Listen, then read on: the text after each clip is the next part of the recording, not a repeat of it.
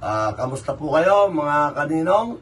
Nandito na naman po tayo para muling magluto at magpakita sa inyo ng ating bagong lulutuin, ang ating bagong putay, gising-gising. Yan po. At bago po tayo mag-umpisa, bago ko po kayo i-shout out, batiin ang lahat ng mga solid subscriber ng Poging Ninong. Sisindihan po muna natin ang ating galan para habang kayo ay binabati natin, ay umiinit na po ang ating ang ating mantika. Wala pala akong mantika, bigyan mo ko. Okay po.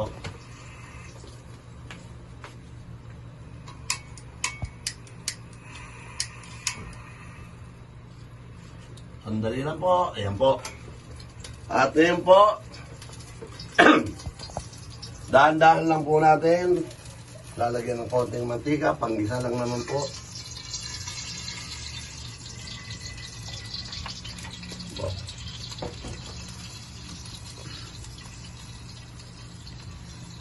Ano po? Nais ko pong i-shout out. Sa shout out po natin uli ang poging-pogi kong pamangkin, Oski Villaruel, at sa kuya niyang barangay captain ng Solis Tondo, Gail Villaruel po. At sa pamangkin kong pogi din ng PNR, Joseph Binin, at ang kanyang may bahay na si Marcel. At shoutout din sa kamag-anak kong Toti Gaming at ang buong Gaming family ng Barrio Malamig ng Barangay Balingasa. Binabati ko rin ulit ang lahat ng mga subscriber. Ka George Nila, ka Bimbo Alabata, ka Adonis Aguinaldo, at sa bumubuo ng samahan ng SKDP. Ganun din po kay paring Kiko Misericordia at sa kanyang mahal na si Maring Mila Pini.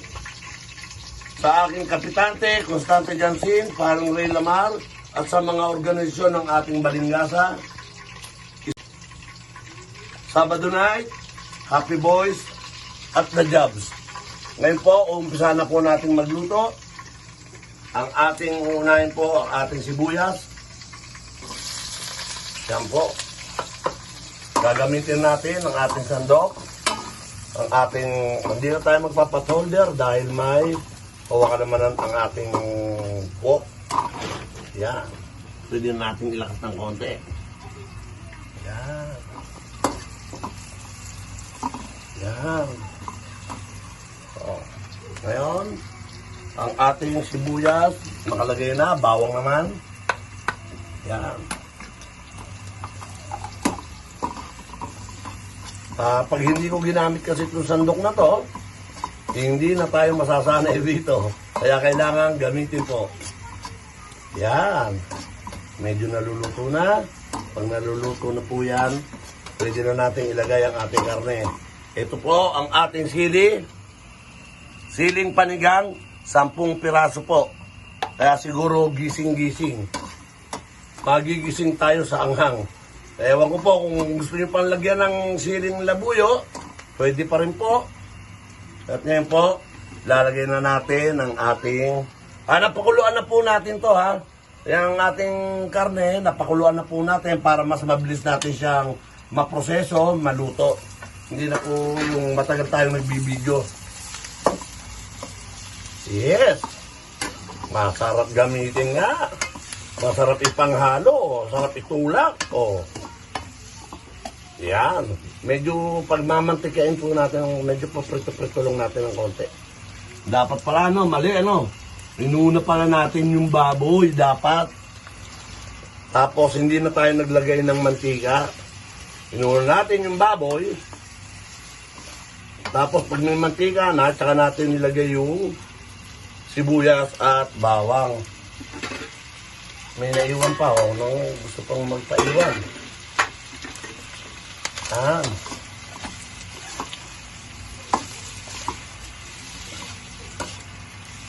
Ngayon, lalagay po natin ang ating alamang. Bagoong alamang po yan.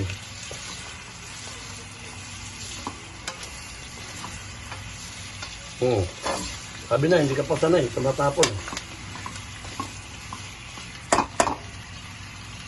Pagkatapos, lalagyan natin ng konting ito po yung ikalawang gata to ha. Yung konti lang po, yung para sa yan po. Yan, konti lang po. Yan. Tapos ipugla natin siya ng ating paminta. Yan. Hindi na natin naasinan kasi na po yan. May bagoong na.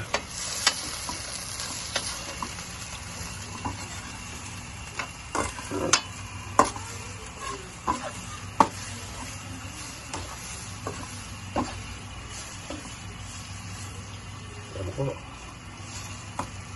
At ngayon, tatakban po muna natin. Mamayang konti, babalikan po natin yan. Ito na po. Binalikan na po natin. Haluin po natin ng konti. Siguro, medyo kumapit na yung mga lasa niyan. At ngayon po, lalagyan na po natin ang ating sili. Hugas na po yan. At ganoon din po ito, ating string beans, ang ating sitaw. Lalagyan na po natin. Yan, halu-haluin muna natin. Yan.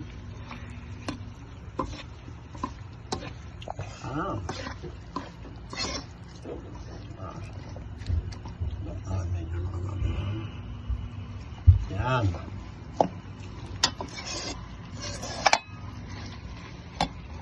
Sigurado, masarap po ito. At kukuha tayo meron tayong wala tayong cubes. At saka, ginsa mix. Yan ay mga produkto ng Ajinomoto. Ajinomoto, laging gamit, araw-araw ha. Baka naman po ha. Yan po, lagyan natin ang ating ginsa mix. Ang ating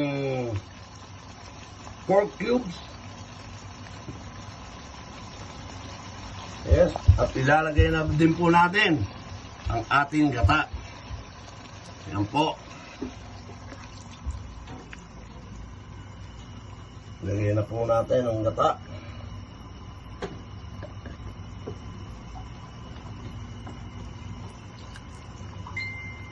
Yes. Medyo haluin natin. Tapos po, tatakban po natin yan. Pag medyo malapot na, naglalatik na yung hindi naman natin yung tutuyutin kasi medyo maganda yun, medyo may sauce, di po ba, na pang naisasabaw-sabaw sa ating basta lumambot na yung ating sitaw at sili, okay na po yan, ready to serve na po yan. Takban po muna natin at muli, babalikan po natin yan. Eto na po, pagkatapos ng 3 minuto, o yan na po, napakulo na po natin. Para sa mga bago pa lang na nagluluto, easy lang po itong gawin. Hindi naman po ito mahirap. Ganyan lang po yan. Pagka medyo marami pa sabaw, takban natin uli. Nasa inyo po yan kung gusto nyo yung medyo tuyo. Ganyan po. At mamaya po, ililipat na po natin siya sa serving bowl para po pakita natin yung ating finished cooking. Mamaya po, babalikan po natin ulit yan. Tutuin lang po natin ng konti. Ito na po. Ayan na po ang ating gising-gising. Ready to eat na po siya. Pwede na po natin i-serve. Wait lang po, papatayin natin ang ating kalan. Papatayin na po natin siya. Hindi na po natin siya tinuyot para meron daw pong sabaw. Sabi ni Mrs. meron medyong lalagay. Po, magse-serve na po tayo sa ating serving bowl. Yan. Ang sarap palang ipansandok nito. Yan po. Yan po ang finished product. Finished cooking ng ating Poging Ninong. Gising-gising. Ayan na po. Okay. Yan po. Yan.